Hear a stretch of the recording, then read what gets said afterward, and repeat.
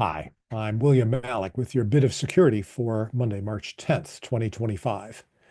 Today we're talking about business continuity. In 1953, the thinker Isaiah Berlin wrote an essay called The Hedgehog and the Fox. It's based on a fragment of Greek poetry which says, a fox knows many things, but a hedgehog knows one big thing. That's a porcupine. So he then used that to ask about thinkers. How do you classify thinkers? Well, Freud was clearly a hedgehog. It's all sex. Marx, clearly also a hedgehog. It all comes down to economics. Dostoyevsky was a fox. He knew a lot about many, many things. And then the question he poses, the reason for the essay, was to ask, what about Tolstoy? And his conclusion is that Tolstoy was a fox who believes in being a hedgehog, trying to find a common basis. So when we talk about disaster recovery, the simple original point was to get the asset back up and running. Mainframe cost $5 million back in the 70s. It was down. It wasn't doing what it was paid for. It was an obvious lost asset. Over time, the people in IT began to see that it wasn't just a matter of utilizing an expensive asset, but it also involved making sure that the business could continue to function as a business. When the group of IT specialists from the banks in the London area came up with what became BS 7799, they actually had a dispute as to whether business continuity should even be in the list. One guy said, well, look, I mean, if you already have to recover, then you're lost. I mean, that's the last chance saloon. But someone else pointed out that just because you had an incident doesn't mean that the information security job stops. So as we moved to different platforms, the problem of continuity operations became greater. So now, when you look at your continuity operations procedures, you need to take a look at the impact of the outage on your constituencies. That's why continuity operations is so much harder for governments than it is for enterprises.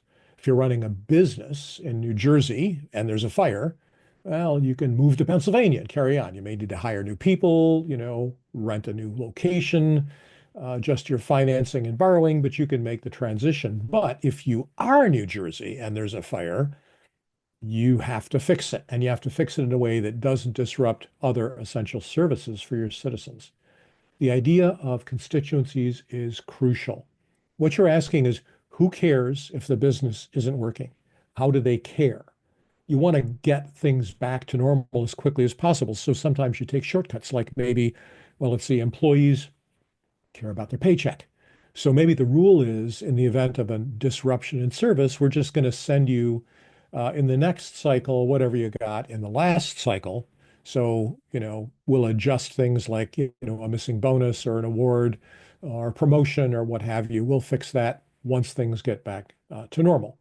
Your suppliers care about their payments. Your customers care about their orders. Your investors care about the durability of the business. Regulators care about whatever particular slice of your business they are regulating.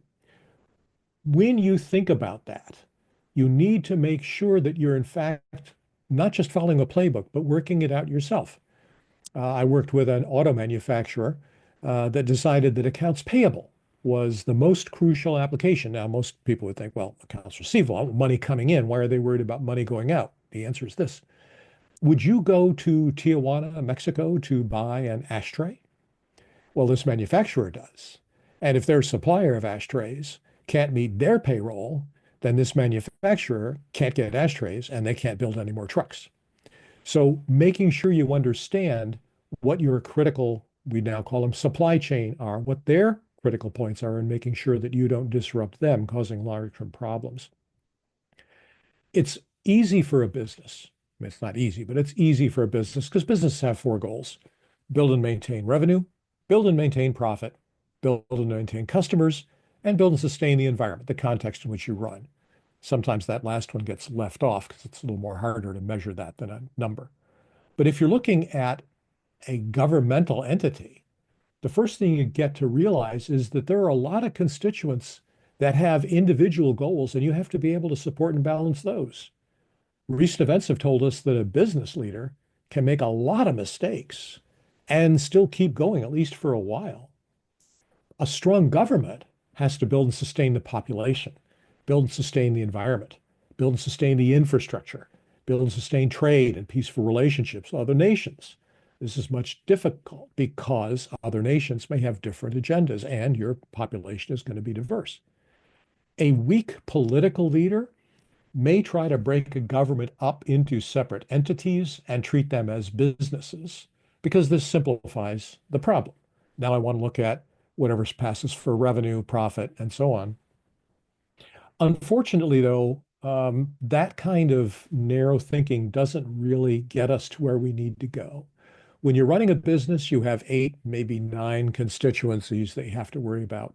When you're running a government, you've got basically one for each independent individual.